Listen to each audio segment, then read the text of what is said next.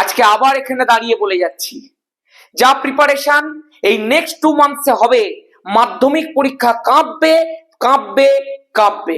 যা করাচ্ছি তুই করতে থাক, তুই মাধ্যমিকে পুরো নম্বর পাওয়ার জন্য রেডি হয়ে যাবে। ধামাকা শুরু করা যাক। হ্যালো এন্ড ওয়েলকাম সবাইকে আমার ইউটিউব চ্যানেলের ভেঞ্চার একাডেমির আরো একটা নতুন ভিডিওতে। আমি তোমাদের মেন্টর সৈকত দাস। একটা কথা শুধু বলে রাখি, টেস্টে তুই বাকি সাবজেক্টে কি করেছিস আমি জানি না, কিন্তু যারা যারা অ্যাডভেঞ্চার একাডেমির কথা মতো ভৌত বিজ্ঞান পড়ে গেছে তারা টেস্টে কাঁপিয়ে এসেছে।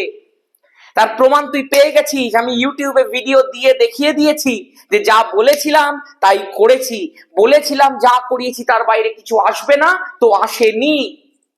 পশ্চিমবঙ্গের এত ভেরিয়াস স্কুল, এত ভেরিয়াস প্রশ্ন, অ্যাডভেঞ্চার একাডেমির সাজেশন সেট, অ্যাডভেঞ্চার একাডেমির এমসিকিউ, ভিএসএকিউ, এসএকিউ, ধামাকা ব্যাচের এলএকিউ হুবহু ছেপেছে, পরীক্ষাতে ছেপে দিয়েছে। এবং আমি তো তোকে বলেছি, এখানে দাঁড়িয়ে বলেছিলাম যে যা প্রিপারেশন করিয়ে দিয়েছি টেস্ট পরীক্ষাতেও তোরা কাঁপিয়ে আসতে পারবি, আর তোরা এসেছিস।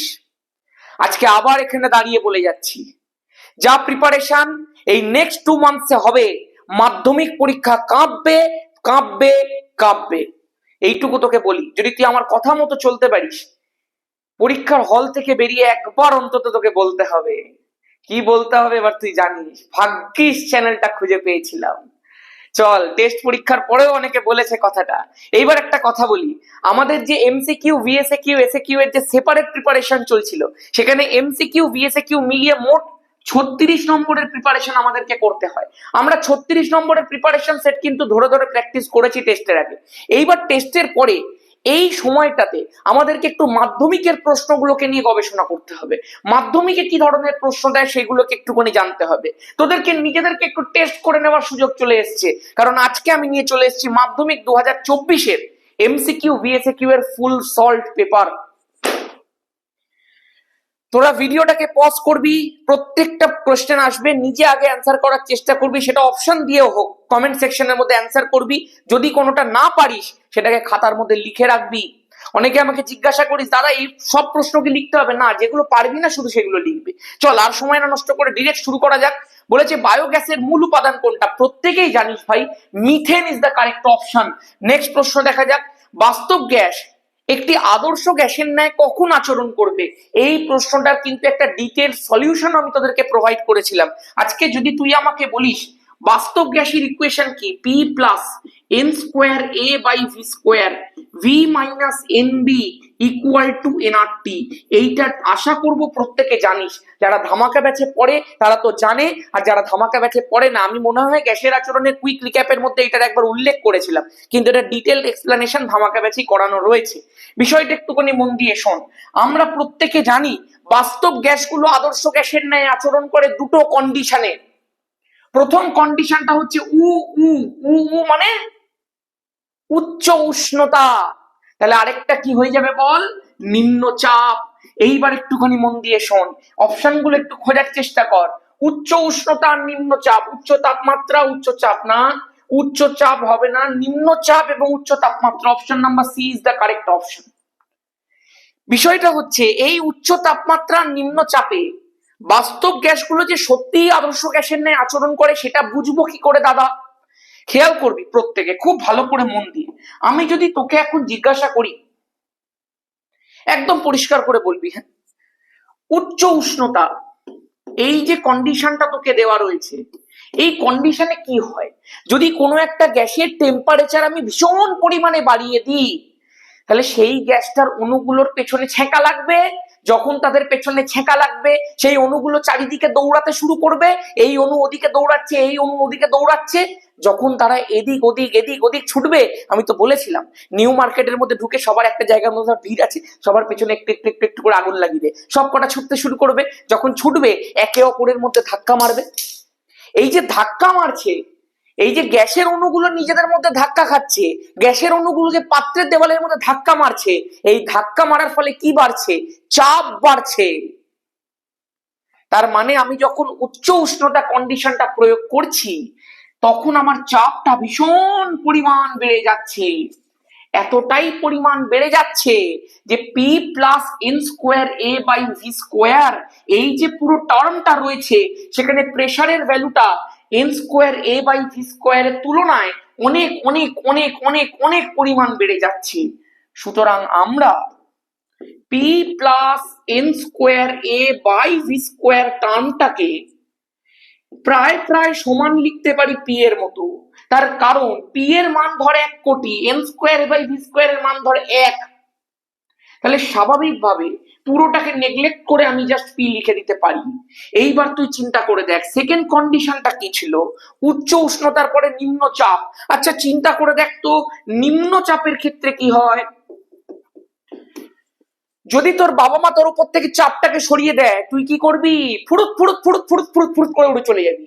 তার মানে তোর আয়তনটা কি হয়ে যাবে, বেড়ে চলে যাবে। যখনই তোর উপর থেকে চাপ কমবে, যখনই তোর উপর নিম্ন চাপ থাকবে, তোর আয়তন প্রচুর পরিমাণ বেড়ে যাবে, তোকে দেখবো ফুরুত ফুরুত ফুরুত ফুরুত করে উড়ে বেড়াচ্ছিস। এবার চিন্তা করে দেখ যদি আয়তনটা প্রচুর পরিমাণে বেড়ে যায় তাহলে ভি মাইনাস এনবি এই যে টার্মটা রয়েছে সেখানে ভি এর ভ্যালুটা এনবির তুলনায় অনেক অনেক অনেক অনেক অনেক অনেক বেশি হয়ে যাবে। তাহলে এই পুরোটাকে আমি নেগলেক্ট করে জাস্ট ভি লিখতে পারি, তুই বলবি হ্যাঁ পারি। তাহলে এই পুরো সমীকরণটায় এইখানটাতে জাস্ট পি আর এখানটাতে জাস্ট ভি বসিয়ে দে না, চলে এলো তো পিভি ইকুয়াল টু এনআরটি। সুতরাং উচ্চ উষ্ণতা আর নিম্ন চাপে আদর্শ গ্যাসটা চলে এসছে বাস্তব গ্যাস থেকে। আশা করব ক্লিয়ার, এই বাস্তব গ্যাস থেকে এই আদর্শ গ্যাস চলে এসছে। Complete, done and dusted. আরে চল রে ভাই, নেক্সট বলেছে এসটিপি তে 44.8 লিটার কার্বন ডাই অক্সাইডের মোল সংখ্যা কত। আমি তোদেরকে মোলের একটা ভিডিও করে দিয়েছিলাম সেপারেট, দেখবি আমি সেখানে বলেছিলাম যে এসটিপি তে যদি আমরা কোনো একটা গ্যাসকে 22.4 লিটার নিয়ে নিই তার মানে সেইটাকে 1 মোল পরিমাণ নেওয়া হয়। যদি আমরা কোনো গ্যাসকে 44.8 লিটার নিয়ে নিই তাহলে স্বাভাবিকভাবে 22.4 কে 2 দিয়ে গুণ করলে 44.8 হয়, তাহলে 1 মোলটা হয়ে যাবে 2 মোল, গল্প শেষ। তাহলে অ্যান্সার কি হয়ে গেল, option number C. Finish. Next বলেছে আদর্শ গ্যাসের ক্ষেত্রে আয়তন গুণাঙ্ক এবং চাপ গুণাঙ্কের অনুপাতের মান কত হয়। দেখ আয়তন প্রসারণ গুণাঙ্কের মানও 1/273 পার ডিগ্রি সেন্টিগ্রেড, চাপ প্রসারণ গুণাঙ্কের মানও 1/273 পার ডিগ্রি সেন্টিগ্রেড। ওভারঅল হয়ে গেল অনুপাত 1:1। Option number D 1 is the correct option. Clear আছে ভাই, চলো নেক্সট। বলেছে 1.5 আচ্ছা 1.5 কোয়েশ্চেন নাম্বার, প্রতিসরাঙ্ক আলোক তরঙ্গ দৈর্ঘ্যের সম্পর্ক প্রকাশকারী সমীকরণ কোনটা। পরিষ্কার, mu equal to A plus B by lambda square. প্রত্যেকে কমেন্ট সেকশনের মধ্যে জানাবে এটা কার সমীকরণ। ঠিক আছে চলো নেক্সট। বলছে বিবর্ধিত অসৎ বিম্ব কোন ক্ষেত্রে গঠিত হয়। এই জিনিসটা কিন্তু আমি অবশ্যই আলোর ভিডিওর মধ্যে করিয়ে দিয়েছি, দর্পণের ক্ষেত্রে করেছিলাম, কারণ আলো তোদেরকে দুটো পার্ট ইউটিউবের মধ্যে দেওয়া আছে, থার্ড পার্টটা ধামাকা ব্যাচের মধ্যে রয়েছে। তাহলে এই যে পার্ট গুলো তুই দেখেছিস বা এই যে কনসেপ্ট গুলো তোর মধ্যে আছে, তোরা নিশ্চয়ই উত্তল লেন্সের ক্ষেত্রে যখন ছবিগুলোকে পড়েছিস তখন দেখেছিস উত্তল লেন্সের একদম শেষ ছবি যেখানে বস্তুটাকে ফোকাস এবং আলোক কেন্দ্রের মধ্যবর্তী স্থানে রাখা হয়ে থাকে। সেই ক্ষেত্রে কি হয় বলতো, একটা অসৎ প্রতিবিম্বটা বিবর্ধিত প্রকৃতির হয়। তাহলে বিবর্ধিত এবং অসৎ প্রতিবিম্ব কোথায় দেখতে পাওয়া যায়, উত্তল লেন্সের ক্ষেত্রে দেখতে পাওয়া যায়। আশা করব ক্লিয়ার। অবতল লেন্সের ক্ষেত্রেও কিন্তু অসৎ প্রতিবিম্ব তৈরি হয়, কিন্তু সেটা বিবর্ধিত হয় না, সেটা বড় হয় না, সেটা বস্তুর তুলনায় ছোট হয়, খর্বাকার হয়। ঠিক আছে নেক্সট। বলছে একটা তারের মধ্যে দিয়ে তড়িৎ প্রবাহ হচ্ছে, এই অবস্থাতে তারটিকে টেনে তার দৈর্ঘ্য বৃদ্ধি করা হয়েছে। মানে তড়িৎ প্রবাহ চলছে তার মধ্যে, সেই সময় তারটাকে টেনে তার দৈর্ঘ্যটাকে বাড়ালাম।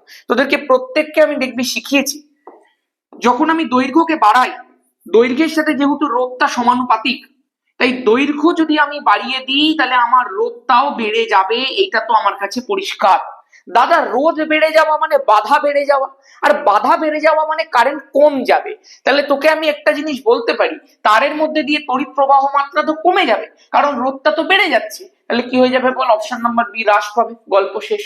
ঠিক আছে অপশন নাম্বার 1.8। আর দেখি প্রশ্ন বলেছে 5 অ্যাম্পিয়ার তড়িৎ প্রবাহ মাত্রা কোনো পরিবাহীর মধ্যে দিয়ে 30 সেকেন্ড সময় ধরে প্রবাহিত হচ্ছে, মোট আধান কত হবে? খুব ভালো একটা প্রশ্ন। এই ফর্মুলাটা অনেকে জানিস না। আধানের একটা ফর্মুলা আছে Q equal to I into T. তবে মাথায় রাখিস এখানে টিটা অবভিয়াসলি সেকেন্ডে হতে হবে, আইটা অবভিয়াসলি অ্যাম্পিয়ারে হতে হবে, তবেই তোর কিউটা কুলম্বে কাউকে বেরোবে। হয়েছে? আচ্ছা, আই এর ভ্যালু কত দিয়ে দিয়েছে বল? তড়িৎ প্রবাহ মাত্রা কত দিয়ে দিয়েছে বল? 5 অ্যাম্পিয়ার দিয়ে দিয়েছে। গল্প শেষ। টাইমটা কত দিয়ে দিয়েছে বল? সেকেন্ডে নিতে হবে, 30 সেকেন্ডে দিয়ে দিয়েছে। তাহলে খুব ভালো কথা। তাহলে 3 5 15, 150 কুলম্ব বেরিয়ে গেল। তাহলে 150 coulomb is the correct option. আশা করতে পারি মাধ্যমিকের প্রশ্ন সলভ করতে পারছিস। আচ্ছা, বলে দিয়েছে এ রয়েছে একটি এলিমেন্ট, সেখান থেকে বি তৈরি হচ্ছে। খুব ভালো।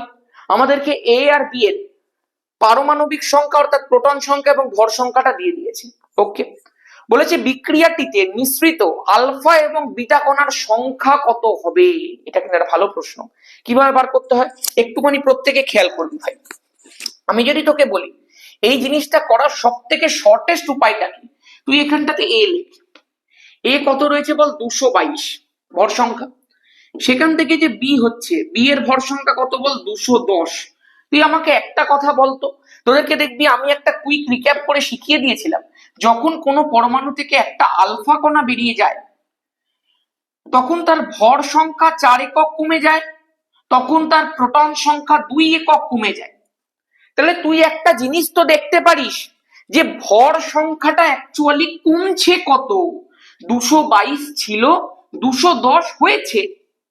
তাহলে কমলো কত বল? ছিল 222, হলো 210, কমলো 12। যদি 12 কমে তাহলে আমি তো পরিষ্কার করে বলতে পারি একটা আলফা বেরোলে 4 কমে, তাহলে 12 কমাতে গেলে 3টে আলফা বার করতে হবে। 3টে আলফা যদি বেরোয় তবেই না ভর সংখ্যা 12 একক কমে যাবে। তাহলে অবশ্যই 3টে আলফা। এবার 3টে আলফা দিয়ে অপশন কি মেলানো যাবে? 6টা আলফা প্রথমেই বাদ হয়ে গেল। 3টে আলফা, এটা আমার উত্তর হতে পারে। 4টে আলফা বাদ হয়ে গেল, 3টে আলফা, এটাও আমার উত্তর হতে পারে। তার মানে আমাকে বিটাটাও চেক করতে হবে। এইবার মন দিয়ে শোন, এখানটায় নিচে রয়েছে 86, এখানটায় নিচে রয়েছে 84।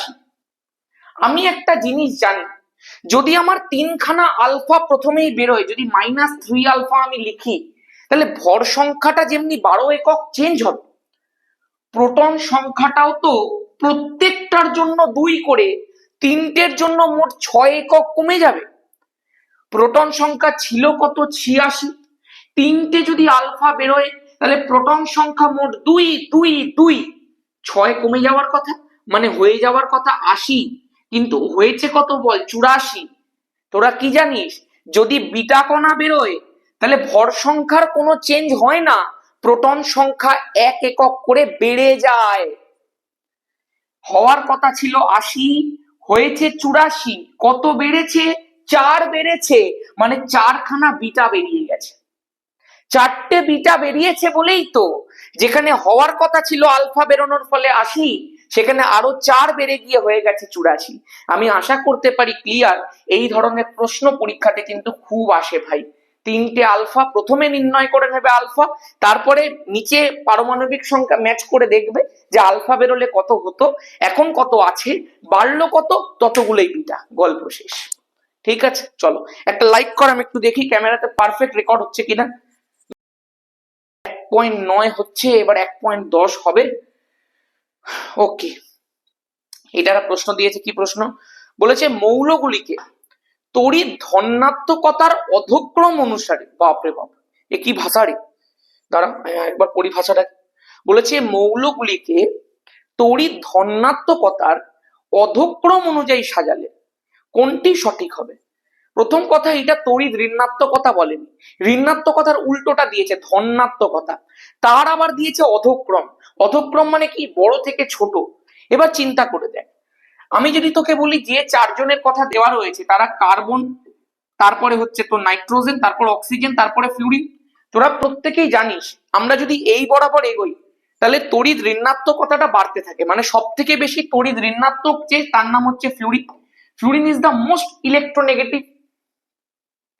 আর সব থেকে কম তড়িৎ ঋণাত্মক কেবল কার্বন। একদম। আমাদেরকে এখানে প্রশ্ন করে যে তড়িৎ ধনাত্মকতা কি, তাহলে ধনাত্মকতা অনুযায়ী যে সব থেকে বেশি তড়িৎ ঋণাত্মক সে সব থেকে কম তড়িৎ ধনাত্মক, একদম পরিষ্কার। আর যে সব থেকে কম তড়িৎ ঋণাত্মক সে সব থেকে বেশি তড়িৎ ধনাত্মক। কারণ যার তড়িৎ ঋণাত্মকতা সব থেকে বেশি হবে তার তো তড়িৎ ধনাত্মকতাটা সবচেয়ে কম হবে, একদম পরিষ্কার। আর কার্বনের ক্ষেত্রে তড়িৎ ঋণাত্মকতাটা সব থেকে কম ছিল, তাহলে কার্বনের ক্ষেত্রে তড়িৎ ধনাত্মকতাটা সব থেকে বেশি হবে এবং সেটা এরকম বরাবর কমতে থাকবে। তাহলে যদি আমাকে অধক্রম বলে তাহলে সব থেকে বেশি তড়িৎ ধনাত্মক যিনি তার নাম কার্বন, আর সব থেকে কম তড়িৎ ধনাত্মক যিনি তার নাম ফ্লুরিন। এইরকম ভাবে কমলো। অপশন নাম্বার কোথায়? CNOF। তার মানে option number B is the correct option. আশা করতে পারি পরিষ্কার আছে। ভাষাটা কিন্তু একটু কঠিন ছিল। বলেছে NaCl যৌগে সোডিয়াম এবং ক্লোরিন পরমাণুর ইলেকট্রন বিন্যাস। ভাই এগুলো বহুবার শিখিয়েছি। আজকে যখন NaCl তৈরি হওয়ার প্রসঙ্গ ওঠে তখন তুই চিন্তা করে দেখ তো, সোডিয়ামে 2-8-1 থাকে, ক্লোরিনের ক্ষেত্রে 2-8-7 থাকে। এবার যখন এরা যৌগটা তৈরি করবে এরা দুজনেই কি চাইবে? দুজনেই চাইবে অষ্টক পূরণ করতে, দুজনেই চাইবে তাদের নিকটতম নিষ্ক্রিয় মৌলের মতো হতে। তাহলে স্বাভাবিকভাবে নিকটতম নিষ্ক্রিয় মৌল হতে গেলে একেই একটা ইলেকট্রনকে বিদায় করতে হবে আর ওকে একটা ইলেকট্রন গ্রহণ করতে হবে। তাহলে এ কিসে কনভার্ট হয়ে যাবে বল? 2-8। এ কিসে কনভার্ট হয়ে যাবে বল? 2-8-8। একদম পরিষ্কার। তাহলে সোডিয়াম 2-8, ক্লোরিন 2-8-8। সোডিয়াম 2-8, ক্লোরিন 2-8, 1 ভুল আছে, 2-8, 2-8-8। একদম option number D is the correct option. একদম পরিষ্কার আছে প্রত্যেকের কাছে।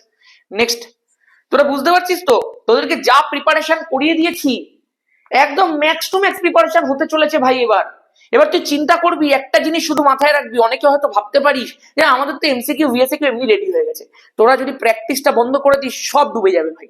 সেই কারণে কখনো প্র্যাকটিস অফ করলে হবে না। প্রত্যেক দিন যেরকম ভাবে ভিডিও দিচ্ছি, ভিডিও দেখে দেখে তুই জাস্ট পড়তে থাক। তোকে এক্সট্রা করে কিছু করতে হবে না, তুই জাস্ট ভিডিওগুলো থেকে প্র্যাকটিস করে নিলেই হয়ে যাবে। নেক্সট বলেছে তড়িৎ বিশ্লেষের মধ্যে দিয়ে তড়িৎ পরিবহন সংক্রান্ত নিচের কোন বক্তব্যটি সঠিক নয়? সঠিক কোনটা তোকে জানতে চাইনি, বলেছে কোনটা সঠিক নয়। রাসায়নিক পরিবর্তন হয়, এটা তো সঠিক। দ্রবীভূত বা গলিত অবস্থায় তড়িৎ পরিবহন হয়, এটা তো সঠিক। উষ্ণতা বৃদ্ধিতে সাধারণত রোধ বাড়ে, ভুল কথা। তার মানে এটাই আমাদের অপশন। কারণ উষ্ণতা যত বৃদ্ধি পাবে তত আয়ন উৎপন্ন হবে, যত আয়ন উৎপন্ন হবে তত পরিবহন বাড়বে। যদি পরিবহন তত বাড়ে তাহলে রোধ কি হবে বল? কমবে। এখানে লেখা আছে রোধ বাড়বে, রোধ কি করে বাড়বে ভাই? রোধ কমে যাবে, পরিবহন বাড়বে। তাহলে স্বাভাবিকভাবে এটা ভুল। নেক্সট, যে গ্যাসটি নেসলার বিকারককে শনাক্ত করা হয় নেসলার বিকারকের সাহায্যে সেটা হচ্ছে অ্যামোনিয়া। নেসলার বিকারকের সংকেতটা নিচে লিখে ফেল দেখি ঝপক ঝপক করে। বলেছে তাপীয় বিজারণ পদ্ধতিতে নিষ্কাশন করা হয় কোন ধাতু? তো বহুত সোজা প্রশ্ন দিয়ে দিয়েছে। তাপীয় বিজারণের একটা টাইপ যদি বলিস তাহলে সেটা হচ্ছে কার্বন বিজারণ, যেখানে তাপমাত্রার মাধ্যমে বিজারকের মাধ্যমে বিজারিত করা হয়। তাহলে কার্বন বিজারণ বা যে কোনো তাপীয় বিজারণ মধ্যম সক্রিয় ধাতুদের ক্ষেত্রে কাজে লাগে। তার মানে iron is the correct option, option number C. কারণ ম্যাগনেসিয়ামের ক্ষেত্রেও হবে না আর বাকি যেগুলো আছে সেগুলোর ক্ষেত্রেও হবে না। ওকে নেক্সট, 1.15 বলছে কোন রাসায়নিক বিক্রিয়াতে ক্লোরোফর্ম উৎপন্ন হয়? দেখেছিস তো মিথেনের ক্ষেত্রে যে পুরো প্রতিস্থাপন বিক্রিয়াটা টোটাল না দিয়ে এরকম ভাবেও দিয়ে দিতে পারে। তোরা প্রত্যেকে জানিস যেটা থার্ড স্টেপ হয়, মানে তোদেরকে তো স্টেপ ধরে ধরে অ্যানালিসিস করিয়ে দিয়েছি জৈব রসায়নের ওয়ান শটের মধ্যে। তোরা প্রত্যেকে জানিস এই যে মিথিলিন ক্লোরাইড আছে CH2Cl2, এর সঙ্গে যখন ক্লোরিনের বিক্রিয়া হয়, যারা যারা এগুলো জানিস না, আমার জৈব রসায়নের টোটাল চ্যাপ্টার আমি দিয়ে দিয়েছি। একটা ধামাকা ব্যাচের টোটাল ভিডিওটাই দিয়েছি প্রথম ক্লাসটা, আর দ্বিতীয় ক্লাসটাই আমি পুরোটা ওয়ান শট করে দিয়েছি। প্রত্যেকে গিয়ে দেখে ফেল ভাই, না দেখে থাকলে এখনো পর্যন্ত। আমি কি দেখিয়েছিলাম তোদেরকে? যতক্ষণ পর্যন্ত হাইড্রোজেন থাকবে ততক্ষণ ক্লোরিন ঢুকবে হাইড্রোজেনকে সরিয়ে দিয়ে। তাহলে এই স্টেপটাতে কি হবে? একটা ক্লোরিন একটা হাইড্রোজেনকে সরাবে, দুটো হাইড্রোজেন ছিল একটা পড়ে থাকলো CH, দুটো ক্লোরিন ছিল আরো একটা গিয়ে ঢুকবে, তাহলে Cl3। এবার এই যে হাইড্রোজেনটা এখান থেকে বেরোলো, এই যে একটা ক্লোরিন এখানে পড়ে আছে, কারণ একটা তো গিয়ে ঢুকেছে একটা তো পড়ে আছে, এই দুজনে একসাথে কোথায় চলে যাবে বল? নদীর ধারে কিনলের বোতলের জল খেতে। তাহলে তৈরি হয়ে গেল HCl। আশা করবো ক্লিয়ার। চলো নেক্সট, এই যে জিনিসটা তৈরি হলো সেটারই তো নাম ক্লোরোফর্ম হয়েছে। তাহলে CH2Cl2 প্লাস Cl2। চল ভাই আমাদের এমসিকিউ শেষ। এবার এমসিকিউ শেষ মানে হালকা একটু প্রমোশনের টাইম। দেখ বিষয়টা কি, তোরা প্রত্যেকে জানিস যে এই যে এতদিন ধরে আমাদের যে পড়াশোনাগুলো চলছে সেখানে দুটো জিনিসের মহত্ব খুব বেশি থাকে ভাই। একটা হচ্ছে ডেলি প্র্যাকটিস, আরেকটা হচ্ছে সেই যে প্র্যাকটিস গুলো তুই করছিস তার প্রপার ইমপ্লিমেন্টেশন। মানে ধর তুই শুধুমাত্র প্রশ্ন পড়ে যাচ্ছিস, শুধুমাত্র ধর বইটাকে ধরে পড়ছিস, ওই বইটাকে ধরে পড়ে সবসময় তুই নাম্বার পেতে পারবি না। কারণ ফিজিক্যাল সায়েন্স এখন মডার্ন হয়ে গেছে ভাই। এখন আর প্রশ্ন, আগেকার দিনের দেখবি কিছু টিচার আছেন যারা বলে বই ধরে পড়তে থাকো, ওরকম পড়লে আর জীবনে তুই নাম্বার পাবি না। কারণ এখনকার যে প্রশ্ন হচ্ছে সেগুলোর জন্য তো দরকার প্রপার লেভেলের প্র্যাকটিস। শুধু প্র্যাকটিস নয়, প্রপার লেভেলের প্র্যাকটিস। তোকে এইটা মেকশিওর করতে হবে যে তুই যে প্র্যাকটিস সেট করাচ্ছিস সেটা একদম মাধ্যমিক এবং মাধ্যমিকের প্যাটার্নের সাথে মিলে যাবে। তোদের টেস্ট পরীক্ষাতে এত নাম্বার কমন এলো কি করে? বিকজ তোদেরকে এমনই সেট করানো হয়, এমন ভাবেই প্রশ্ন বেছে নেওয়া হয় যেগুলো মাধ্যমিকের সাথে পুরোপুরি রেলিভেন্ট। এবং আমি তোকে এইটুকু এনশিওর করতে পারি, তুই বাকি যা করাচ্ছি তুই করতে থাক, তুই মাধ্যমিকে পুরো নম্বর পাওয়ার জন্য রেডি হয়ে যাবে। যারা এখনো পর্যন্ত ধামাকা ব্যাচের মধ্যে অ্যাডমিশন করিসনি, যারা চাইছিস ইউটিউব থেকে পড়বি, তারা পড়তে পারিস। কিন্তু বিশাল সংখ্যক ছেলে মেয়ে যারা ধামাকা ব্যাচে অলরেডি ভর্তি হয়ে গেছে তাদেরকে যেটা প্রোভাইড করাবে, আমি এইটুকু তোকে বলতে পারি, এডভেঞ্চার একাডেমি আর ধামাকা ব্যাচ যার কাছে থাকবে সে ভাই ফিজিক্যাল সায়েন্স অন্তত কাঁপিয়ে দিয়ে আসবে। কারণ এডভেঞ্চার একাডেমিতে পুরোপুরি ভাবে ফোকাস করা হবে এই ইউটিউব চ্যানেলটার মধ্যে, স্ট্রং বেস তৈরি করা হবে শর্ট কোয়েশ্চেনটার উপর। এমসিকিউ, ভিএসএকিউ, এসএকিউ 54 মার্কসকে একদম স্ট্রং ভাবে দেওয়া হবে। কিছুদিন পর থেকে পর্ষদের টেস্ট পেপার শুরু করবো ভাই। পর্ষদের টেস্ট পেপার যেদিন থেকে বেরোবে কাঁপবে, টেস্ট পেপার কাঁপবে। প্রত্যেকটা সেট ধরে ধরে ধরে ধরে তোদেরকে করিয়ে দেবো। তার পাশাপাশি আমি এই যে কদিন পড়ে আছে সেখানে প্রত্যেকটা টেস্ট পেপার যেগুলো যেগুলো আগের বছরে বেরিয়েছিল সেগুলো থেকে বা এই বছরের টার্গেট রায়ান মার্টিন থেকে বেছে বেছে প্রশ্ন সেট তৈরি করে তোদেরকে করাবো যতদিন না পর্ষদ বেরোচ্ছে। আর পর্ষদ বেরোনোর পরে কিন্তু পর্ষদের এলএকিউ ফুল করানো হবে ধামাকা ব্যাচে, পর্ষদের পুরো বাকি সেটটা করানো হবে এখানে।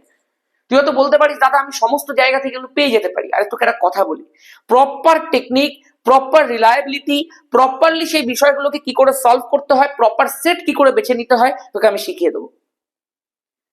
বাকি তুই চাইলে ভর্তি হতে পারিস, তুই চাইলে না ভর্তি হতে পারিস, কিন্তু এইটুকু বলতে পারি যদি তুই ভর্তি হোস অন্তত একবার তোকে বলতেই হবে। বাকি আমি আর তোকে কিছু বলবো না। এবার একটা কথা শুধু বলে দিই, আমি কোনো বিজনেস ক্ষেত্রে বলছি না ভাই বিষয়টা। আমি যে ফিসটা এখানে তোকে প্রোভাইড করেছি 599, সেটা তোর একটা ফিজিক্যাল সায়েন্সের প্রিপারেশনের ক্ষেত্রে যথেষ্ট কম। এটা ওয়ান টাইম তোকে পে করতে হবে, তোর কাছে ফুল অ্যাক্সেস অফ ধামাকা ব্যাচ চলে আসবে। এটা কেন করা যাচ্ছে? কারণ অনেক সংখ্যক ছেলে মেয়ে অলরেডি যুক্ত হয়ে গেছে, সুতরাং ফিসটাকে কমিয়ে দেওয়া যায় ফর দ্য নেক্সট 2 মান্থস। এইবার বিষয়টা কি, এই ব্যাচটাতে তুই ভর্তি হবি কি করে না, 6289360364 এই যে নাম্বারটা রয়েছে তোকে এখানটাতে কোর্স ফিটা পে করতে হবে। এখানে দেখবি নাম উঠবে সৈকত দাস। যখনই তুই পে করবি যে রিসিপ্টটা তুই পাবি সেটা তুই এই নাম্বারেই হোয়াটসঅ্যাপ করে দে, তোকে বাকি জয়েন করে সমস্ত দিয়ে দেওয়ার দায়িত্ব আমার। ঠিক আছে, এইটুকু তোকে বলবো ভাই, তুই যদি ভর্তি হয়ে যাস বাকি তোর দায়িত্ব আমার। তোকে আমি ফিজিক্যাল সায়েন্সের নাম্বার পাইয়ে বার করে দেবো যদি তুই পড়তে পারিস। ঠিক আছে, চল এবার একটুখানি শুরু করি। বলেছে ক্লোরিন পরমাণু এবং ওজোন অণু, কি বলেছে রে, ক্লোরিন পরমাণু ওজোন অণুর বিনষ্টি ঘটায় একটি বিক্রিয়ার সাহায্যে। দেখো, আরে ভাই ঘুরিয়ে নাক ধরেছে। মানে যে ক্লোরিন পরমাণুটা আছে যেটা সিএফসি থেকে বেরোয়, সেই সিএফসি জাতীয় যৌগগুলো থেকে যে ক্লোরিন পরমাণুটা বেরোচ্ছে সেটা ওজোন স্তরকে কিভাবে ধ্বংস করছে তার বিক্রিয়া তোকে দেখাতে বলেছে। তোরা প্রত্যেকেই জানিস এই যে ক্লোরিন পরমাণুটা বেরোয় সেটা একটা সক্রিয় ক্লোরিন পরমাণু। সেটা যখন গিয়ে ওজনের সঙ্গে বিক্রিয়া করে তখন সেখান থেকে তৈরি করে ক্লোরিন মনোঅক্সাইড। মানে ওজন থেকে একটা অক্সিজেন কেউ নিয়ে নিল, তাহলে ওজনটা কিসে কনভার্ট হয়ে গেল বল, অক্সিজেনে কনভার্ট হয়ে গেল, পরিষ্কার কথা।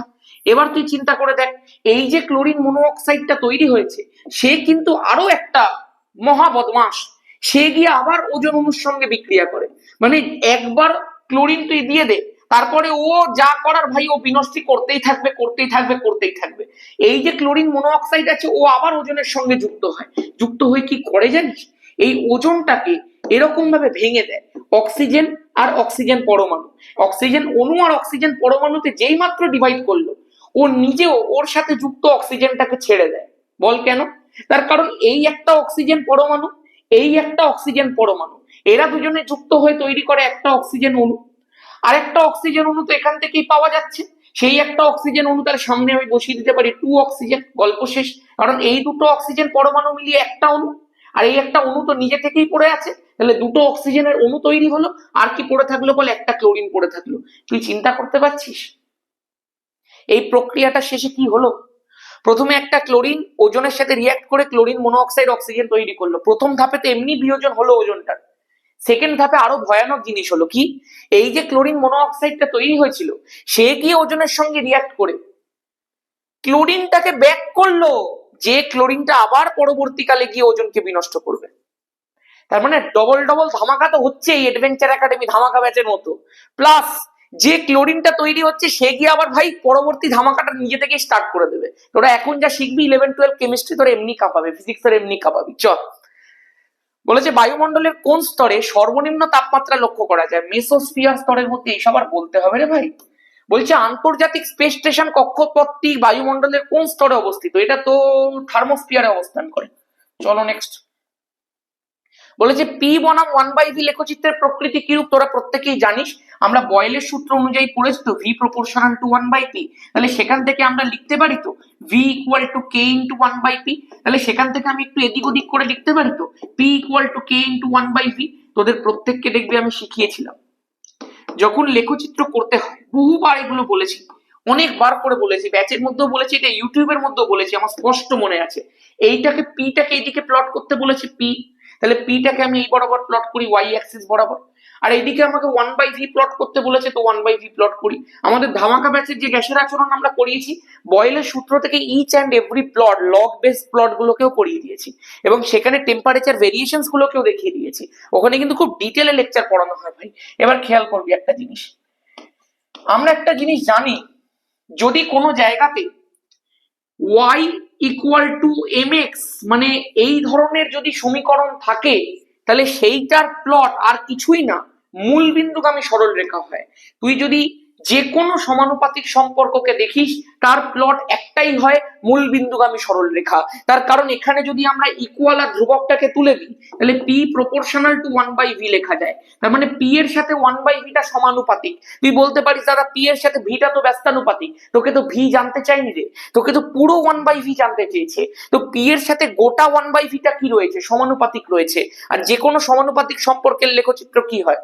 মূল বিন্দুগামী সরল রেখা হয়। আশা করব গল্প শেষ। আমি একবার জাস্ট দেখবো রেকর্ডিংটা প্রপার হচ্ছে কিনা। একদম পারফেক্ট হচ্ছে। চলো নেক্সট। বলেছে 2.4 পরম উষ্ণতার সঙ্গে গ্যাসের ঘনত্বের সম্পর্কটি লেখো। খুব ভালো একটা প্রশ্ন। আজকে কিন্তু 2024 প্রশ্নের সেটটা কিন্তু ভালো। মনে রাখবি তোদেরকে সেগুলোই আমি করাই যেগুলো ভালো হয়। আমি এমন কোনো জিনিস করাই না যেটা তোর পরীক্ষাতে লাগবে না। আমি তোকে করাচ্ছি মানে তুই এইটুকু বুঝে নিবি মাধ্যমিকে তার কোনো না কোনো ইম্প্যাক্ট পড়বেই পড়বে। আমি তোকে যা বলবো যা করব আমার প্রত্যেকটা অ্যাকশন তুই মনে রাখবি, মাধ্যমিকে যেটা আসবে আমি তোকে সেটাই করাবো, মাধ্যমিক যেটা চাইবে আমি তোকে সেটাই করাবো। যা করাবো বেদ বাক্যের মতো মনে রাখবি, মাধ্যমিক ছেপে দেবে। বলেছে পরম শূন্য উষ্ণতার সঙ্গে গ্যাসের ঘনত্বের সম্পর্ক। প্রথমেই তোকে বলি পিভি ইকুয়াল টু এনআরটি সমীকরণ তুই জানিস। তোকে আমি একটা কথা বলি, পিভি ইকুয়াল টু লেখা যায় তো W/mRT, একদম লেখা যায়। আচ্ছা তুই আমাকে একটা কথা বলতো ভাই, ঘনত্ব মানে কি? ঘনত্ব মানে কি? ঘনত্বকে যদি আমরা রো বা ডি দিয়ে লিখি, ধর আমি রো দিয়ে লিখলাম, এটাকে কি লেখা যায়? ভর ডিভাইডেড বাই আয়তন। W/v ভর বাই আয়তন কি তো ঘনত্ব বলা হয়। তাহলে ডাব্লুর তলায় তুই ভিটাকে নিয়ে আয় তো, আর বাকি সবকে তুই পাঠিয়ে দে তো ওদিকে। আমি তাহলে W/v এর রাশিমালাটা বার করি।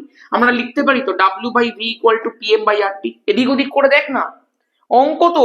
তুই W/v যখনই করবি তুই দেখবি PM/RT তোকে করতে হবে, পরিষ্কার কথা। এবার বল, যদি W/v টাকে আমরা রো লিখি তাহলে রো ইকুয়াল টু লেখা যায় তো PM ডিভাইডেড বাই RT। আমাকে কি জানতে চেয়েছে? বলেছে পরম উষ্ণতার সঙ্গে গ্যাসের ঘনত্বের সম্পর্ক লেখো। বল পরম উষ্ণতা কোথায় আছে? তলায়। গ্যাসের ঘনত্ব কোথায় আছে? ওপরে। যে ওপরে থাকবে তার সঙ্গে তলার জনের সম্পর্ক কি? ব্যস্তানুপাতিক। তাহলে রো প্রপোর্শনাল টু 1/t হয়ে গেল না ব্যস্তানুপাতিক সম্পর্ক? আশা করব ক্লিয়ার। যদি বলতো ঘনত্বের সঙ্গে প্রেসারের কি সম্পর্ক, তাহলে কি বলতাম? প্রেসার ওপরে আছে, ঘনত্ব ওপরে আছে, তাহলে ঘনত্ব প্রপোর্শনাল টু প্রেসার। তুই বলবি দাদা এটা কিভাবে? আরে তুই চিন্তা কর না ভাই, ধর তুই একটা পাত্রের মধ্যে প্রেসার অ্যাপ্লাই করছিস, তাহলে অণুগুলো কাছাকাছি চলে আসছে, কাছাকাছি চলে এলে ঘনত্ব বাড়ছে, তাহলে যত প্রেসার বাড়াচ্ছি তত ঘনত্ব বাড়ছে।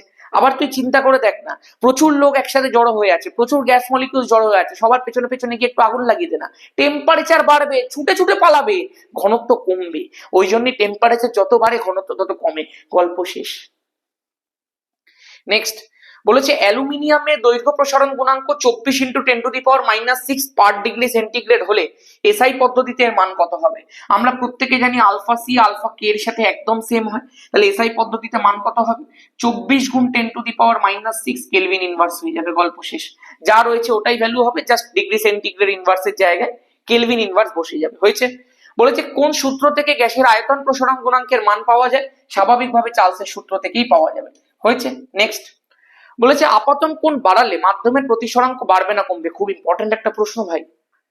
প্রতিসরাঙ্কের কিন্তু কোনো পরিবর্তন ঘটে না কোনো মাধ্যমে, মানে আপাতন কোণ বাড়লো কি কমলো ডাজেন্ট ম্যাটার। আপাতন কোণ প্রতিসরণ কোণ নিজেদের মধ্যে অ্যারেঞ্জমেন্টটা এমন ভাবেই করে নেবে যাতে প্রতিসরাঙ্কের মানটা ধ্রুবক থাকে। তাহলে আপাতন কোণ বাড়লে প্রতিসরাঙ্কের মান বাড়বে না কমবে? উত্তর হচ্ছে ফিক্স থাকবে। ঠিক আছে, কোনো চেঞ্জ হবে না। আশা করতে পারি ক্লিয়ার আছে প্রত্যেকটা জিনিস। এইবার বলেছে উত্তল লেন্স থেকে এফ আর 2f দূরত্বের মধ্যে বস্তু রাখলে এর প্রতিবিম্ব কোথায় গঠিত হবে? এর কিন্তু আমি একটা গোটা ছক করে দিয়েছি, সেটা অবভিয়াসলি এক্সক্লুসিভলি ধামাকা ব্যাচের মধ্যে অ্যাভেলেবেল আছে। যে কোথায় বস্তু রাখলে কোথায় প্রতিবিম্ব গঠিত হবে তার একটা স্পেশাল টেকনিক শিখিয়ে দিয়েছি, যে টেকনিকে তোকে আর পরীক্ষার হলে বসে বসে ভাবতে হবে না। তুই জাস্ট একবার পরীক্ষার হলে চিন্তা করবি যে না এই ছকটা এটা ছিল, ওই নিয়মটা এটা ছিল, তাড়াতাড়ি করে তুই অ্যান্সারটা লিখে দিতে পারবি। তার একটা প্রসেস আমি শিখিয়ে দিয়েছি। এইটুকু আমি বলতে পারি, যা প্রসেস এটা করিয়েছি সেই প্রসেসটা যদি কেউ একবার শিখে নিতে পারে সে চ্যাম্পিয়ন হয়ে যাবে। এই ধরনের প্রশ্ন তার আর কোনো সমস্যা হবে না। শুধু একটা জিনিস তুই শোন, আমি দেখবি যখন অবতল দর্পণের লিস্ট করিয়েছিলাম, সেই অবতল দর্পণের লিস্টেও আমি একটা ছোট্ট প্রসেস, ওই প্রসেসটা নয় যেটা ব্যাচে করিয়েছি, একটা ছোট্ট প্রসেস শিখিয়ে দিয়েছিলাম। সেই প্রসেসটা যারা করেছিস তারাও এটাকে অ্যান্সার করতে পারবি যদি একটু প্রপারলি পড়ে থাকিস। দেখ এফ আর 2f এর মধ্যে কোনো একটা বস্তু রাখা হয়েছে, তো এফ 2f এর মধ্যে বস্তু রাখলে 2f এর বাইরে গঠিত হবে সেই প্রসেস অনুযায়ী। তাহলে প্রতিবিম্ব কোথায় গঠিত হবে বল? না 2f যেটা আছে সেই 2f এর বাইরে। ঠিক আছে, চলো। বলছি একটি বর্তনীতে 6 ওহম ও 3 ওহম রোধের সমান্তরাল সমবায়ের সঙ্গে, আচ্ছা একটা বর্তনীতে 6 ওহম আর 3 ওহম রোধের সমান্তরাল সমবায়ের সঙ্গে 1 ওহম রোধকে শ্রেণী সমবায় যুক্ত করা হয়েছে। তার মানে প্রথমে বল সমান্তরাল সমবায় কার কার মধ্যে আছে? 6 ওহম আর 3 ওহমের মধ্যে আছে। আমি তোকে কি শিখিয়েছি? যদি সমান্তরাল সমবায় তুল্য রোধ জানতে চায় তাহলে প্রথমে উপরে গুণ করবি, একদম শিখে রাখ, শর্টকাট টেকনিক। আর নিচে তুই যোগ করবি, তাহলে 6 × 3 ডিভাইডেড বাই 6 + 3, এটা হয়ে গেল সমান্তরাল সমবায় তুল্য রোধ। তাহলে উপরে চলে এলো 18, নিচে চলে এলো 9, হয়ে গেল 2 ওহম। এইবার বল কি বলেছে? এই 2 ওহমের সঙ্গে 1 ওহমটাকে শ্রেণী সমবায় যুক্ত করতে হবে। শ্রেণী সমবায় তুল্য রোধ কত হয়ে যাবে বল? 2 + 1, তাহলে হয়ে গেল মোটমাট 3। তাহলে ওভারঅল পুরো বর্তনীটার তুল্য রোধ কত হয়ে গেল? 3 ওহম হয়ে গেল। আশা করতে পারি ঝড়ের মতো ক্লিয়ার আছে। বার্লোর চক্রের ঘূর্ণনের অভিমুখ কোন সূত্র দ্বারা নির্ণীত হয়? ফ্লেমিং এর বাম হস্ত নিয়ম দ্বারা নির্ণীত হয় রে। নেক্সট বলছে নিয়ন্ত্রিত শৃঙ্খল বিক্রিয়ার একটি ব্যবহারিক প্রয়োগ উল্লেখ করো।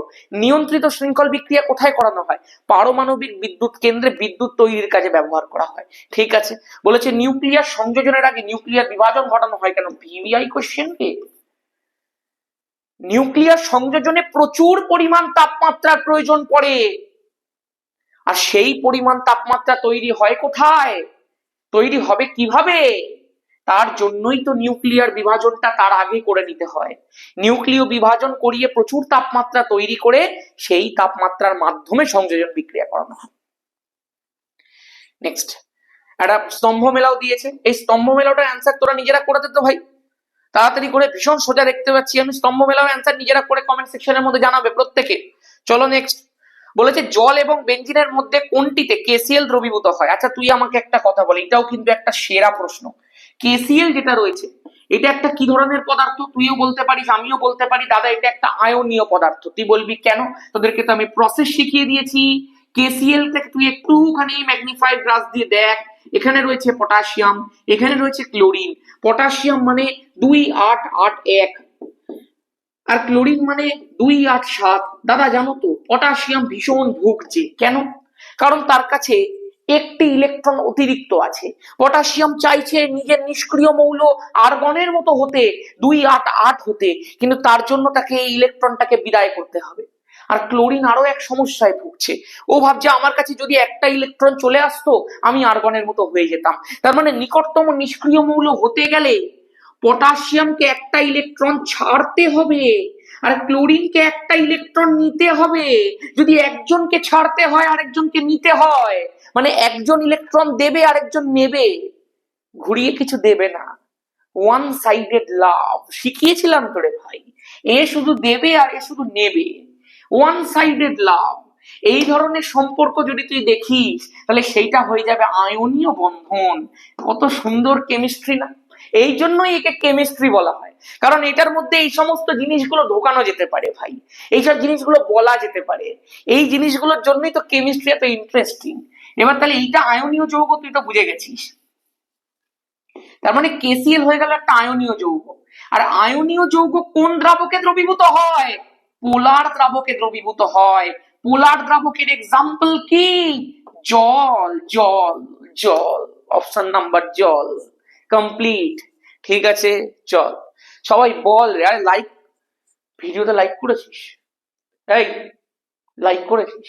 লাইক করিস নি তুই, তুই বদমাস। চল এদিকে দেখ, কর রে, এখনো করে। বলছি জলের তড়িৎ বিশ্লেষণের সময় কোন তড়িৎ দ্বারে জারণ ঘটে? ভাই কতবার তোদেরকে আর শেখাবো, আরে কতবার তোদেরকে শেখাবো। যারা আজকের ভিডিওটা প্রথম দেখছিস, প্রথম থেকে সব দেখ, MCQ VSQ রেডি হয়ে যাবে, কাঁপবে কাঁপবে। তোদেরকে শিখিয়েছিলাম K for cation, K for cathode, সব টেকনিক শিখিয়ে দেবো। আলোর ওই ম্যাচিং টেকনিকটা কিন্তু শেখাইনি। A for anion, A for anode. হয়েছে? বল ক্যাটায়ন মানে কি? ক্যাটায়ন মানে ও হচ্ছে পজিটিভ, তার মানে ওর কাছে ইলেকট্রন কম আছে। ও ক্যাথোডের মধ্যে গিয়ে কি করতে চাইবে? ইলেকট্রন নিতে চাইবে। যার কাছে যেটার অভাব সে তো সেটাই চায়। তুই তো বুঝতে পারছিস। তাহলে ক্যাটায়নের কিসের অভাব?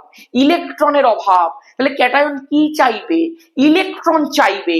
তার মানে ও ক্যাথোডের মধ্যে গিয়ে ইলেকট্রন নিতে চাইবে।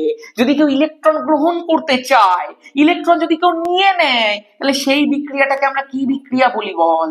বিজারণ বিক্রিয়া বলি। তাহলে ক্যাথোডে কি ঘটে? বিজারণ ঘটে। বল অ্যানোডে কি ঘটে? অ্যানায়ন মানে তার কাছে ইলেকট্রন বেশি আছে, সে গিয়ে অ্যানোডের মধ্যে যখন যাবে সে ইলেকট্রন ত্যাগ করবে। যার কাছে বেশি সে তো ত্যাগ করবে। যখন ইলেকট্রন ত্যাগ করবে কি প্রসেস হয়ে যাবে বল? জারণ। যা ফর জারণ, ঠিক আছে, কা ফর কারণ, ঠিক আছে, আর ম ফর মরণ। এইবার একটু মন দিয়ে শোন, জারণ হলো কোথায়? তাহলে কোন তড়িৎ দ্বারা জারণ ঘটে? অ্যানোড। হয়েছে? কমপ্লিট। অথবা তড়িৎ বিশ্লেষণের সময় এসি আর ডিসির মধ্যে কোনটি ব্যবহৃত হয়? ধুর ধুর, এর কমেন্ট কর। নেক্সট বলেছে HCl গ্যাসের জলীয় দ্রবণ তড়িৎ পরিবহন করে কেন? কারণ যখনই HCl গ্যাস, HCl এমনি একটুখানি অর্থনৈতিক আর পারিবারিক সংকটে ভোগে ভাই। তার কারণ HCl এর মধ্যে ক্লোরিনটা অত্যন্ত বেশি শপিং করতে ভালোবাসে। ও এতটাই শপিং করতে ভালোবাসে যে এইখানটায় এই যে মধ্যিখানে দুখানা ইলেকট্রন আছে, ক্লোরিন কি করে? পুরোটাকে নিচের দিকে টেনে রাখে, সব পয়সা ও নেবে। আমরা একটা বন্ড তৈরি করেছি, আমি কিছু টাকা দিয়েছি, তুই কিছু টাকা দিয়েছিস, পার্টনারশিপ বিজনেস করছিস, দেখা যাচ্ছে ও সব টাকা নিয়ে বেরিয়ে যাচ্ছে। ওই জন্যই ক্লোরিন হচ্ছে মোর ইলেকট্রোনেগেটিভ, কারণ ক্লোরিন সমস্ত ইলেকট্রন নিজের দিকে টেনে নিতে চায়। তাহলে যদি ক্লোরিন বেশি ইলেকট্রোনেগেটিভ হয় তাহলে বন্ধনটা তো এরকম, বন্ধনটা একটা পোলার বন্ধন, এটার মাথায় ডেল প্লাস, এটার মাথায় ডেল মাইনাস। প্রথমেই এটা, যখন এরকম পোলার বন্ধন যুক্ত কোনো কম্পাউন্ডকে জলের মধ্যে দেওয়া হয়, জল কি করে জানিস? জল বলে, আরে হাইড্রোজেন তুই এত কষ্ট করে কেন আছিস? তোর কাছে ইলেকট্রনের ঘাটতি আছে দেখা যাচ্ছে, আমি তোকে দিচ্ছি লোন পেয়ার, আমি তোকে ইলেকট্রন প্রোভাইড করছি, তুই ক্লোরিনকে বাদ দে, তুই ইলেকট্রন দিয়ে দে, নিজের আত্মসম্মানকে বলিদান করিস না, তুই ইলেকট্রন দিয়ে আমার কাছে চলে আয়। হাইড্রোজেন তাই করে জানিস, বলে রাখ তোর দুটো ইলেকট্রন, রাক্ষসী ডাইনি শূর্পণখা, তোর দুটো ইলেকট্রন তুই রাখ। রাক্ষস ডাইনাও হতে পারে, শূর্পণখাও মানে বদলে অন্য কিছু হতে পারে, মানে ছেলেও হতে পারে, রাক্ষস ডাইনা বলতে চাইছি আমি। যেটাই হোক, ইলেকট্রনটা ওকে ছুঁড়ে দিয়ে দেয়, দিয়ে এখান থেকে কেটে পড়ে, কেটে পড়ে গিয়ে কার সাথে যুক্ত হয়ে যায়? জলের সঙ্গে। জলের সঙ্গে যখন যুক্ত হয়ে যায় তখন কি তৈরি হয় বল? H3O প্লাস আয়ন তৈরি হয়, আর তার সঙ্গে ক্লোরিনটাকে যে ইলেকট্রন ছুঁড়ে দিয়ে দিল, ক্লোরিনটা Cl মাইনাস হয়ে যায়। জলীয় দ্রবণে আয়ন তৈরি করে বলে এটা কিন্তু তড়িৎ পরিবহন করতে পারে। নেক্সট, অ্যামোনিয়া থেকে উৎপন্ন একটা জৈব সারের নাম ইউরিয়া। রে ইউরিয়া, সংকেত কি শিখিয়েছিলাম? NH2 CONH2 মানে CONH2, ঠিক আছে। সিলভার নাইট্রেটের জলীয় দ্রবণে H2S চালনা করলে যে কালো বর্ণের অদক্ষেপ পড়ে তার সংকেত লেখো। আরে লিখবো না। সিলভার নাইট্রেট কি বল? AgNO3। তার মধ্যে কি চালনা করে দিতে হচ্ছে বল? H2S চালনা করতে হচ্ছে। তুই আমাকে একটা কথা বলতো ভাই, এই দুটো হাইড্রোজেন দুটো NO3 চাইবে, হয়ে তৈরি করবে দুটো HNO3। আর তোদেরকে আমি এটা আগেও দেখিয়েছিলাম একবার, সিলভারের যোজ্যতা 1, সালফাইড মূলকের যোজ্যতা হয়ে যায়, বা আয়নও বলতে পারিস, তার যোজ্যতা হয়ে যায় 2। যখন এরকম ভাবে ক্রস হয় তখন তৈরি হয় Ag2S। স্বাভাবিক করার জন্য সামনে একটা 2 বসাতে হতো। ওকে, ক্লিয়ার আছে? কমপ্লিট। তাহলে কিসের অদক্ষেপ পড়লো? সিলভার সালফার অদক্ষেপ পড়লো। কালার কি হয়? কালো। ঠিক আছে, জগতের আলো, খুবই ভালো। ঠিক আছে, এটা একটা ভালো প্রশ্ন বলেছে। মেলামাইন প্রস্তুতির জন্য কোন যৌগ ব্যবহৃত হয়? মেলামাইন কিন্তু ক্লাস 12 এর পলিমার চ্যাপ্টারে আছে। যখন আমি 12 কেমিস্ট্রি পড়াই, পলিমার চ্যাপ্টারে মেলামাইন পড়াই। তোদের মেলামাইনের এত কঠিন সংকেত জানতে হবে না। বেনজিন রিং এর ভেতরে নাইট্রোজেন নাইট্রোজেন নাইট্রোজেন দিয়ে পুরো লিংকেজ তৈরি করে মেলামাইন তৈরি করা হয়। জাস্ট মনে রাখ, মেলামাইন তৈরির জন্য ইউরিয়া লাগে। ঠিক আছে, বলেছে C2H6 ও সংকেত দ্বারা যে দুটি ভিন্ন কার্যকরী মূলক, আচ্ছা ভিন্ন কার্যকরী মূলক তোকে বলে দিয়েছে। জৈব যৌগ তোকে করা যায়, তাদের নাম আর তাদেরকে চিহ্নিত করতে বলেছে। এটা ক্লাসের মধ্যে আমরা টেকনিকের মাধ্যমে শিখিয়েছিলাম। যারা জৈব রসায়নের প্রবলেম প্র্যাকটিস ক্লাসটা করেছিস, ইউটিউবে দিয়েছি, তারা জানিস যে আমি বলেছিলাম ধর C2H6 ও রয়েছে, তো এইখানটায় খেয়াল কর, অক্সিজেনটাকে মার গুলি, এই জায়গাটাকে তুই খেয়াল কর, এই হাইড্রোকার্বন পার্টটাকে যদি দেখিস, এর স্ট্রাকচারটা একটা অ্যালকেনের মতো হচ্ছে, মানে CnH2n+2 এর মতো হচ্ছে। তাহলে এই পুরো সংকেতটা থেকে দুটোই জিনিস পাওয়া যায়, একটাকে আমরা বলি অ্যালকোহল, একটাকে আমরা বলি ইথার। এইটা ছাড়া আর কিছু পাওয়া যেতে পারে না। তুই আগে দেখ তো, 2 আছে মানে n এর ভ্যালু 2, ডবল করলে 4, এখানে রয়েছে 6, মানে ডবলের থেকেও 2 বেশি। তার মানে এইটুকু জায়গাটা একটা অ্যালকেনের মতোই। তার মানে এই সংকেতটা থেকে যে দুটো পাওয়া যাবে তার মধ্যে একটা অ্যালকোহল হবে, একটা ইথার হবে। পরিষ্কার কথা। এবার তুই বলবি দাদা অ্যালকোহল কোনটা হোগা? কোনটা হোগা? আরে দুটো কার্বন যুক্ত অ্যালকোহল কি হয় রে পাগলা? CH3CH2OH হয়ে যায়। আর ইথার কোনসা হোগা? আরে দুটো কার্বন যুক্ত ইথার, CH3O CH3। আরে গল্প শেষ, বল হ্যাঁ, আরে বল জয় ধামাকা, নিচে কমেন্ট কর এক্ষুনি। তাহলে হয়ে গেল তো দুখানা, কমপ্লিট। ভিন্ন যুক্ত যুক্ত, ভিন্ন ইয়ে যুক্ত, যুক্ত যুক্ত বলতেছি, ভিন্ন কার্যকরী মূলক যুক্ত। আর ভাল লাগছে না। কটা বাজে জানিস? জানিস কটা বাজে? দেখাবো,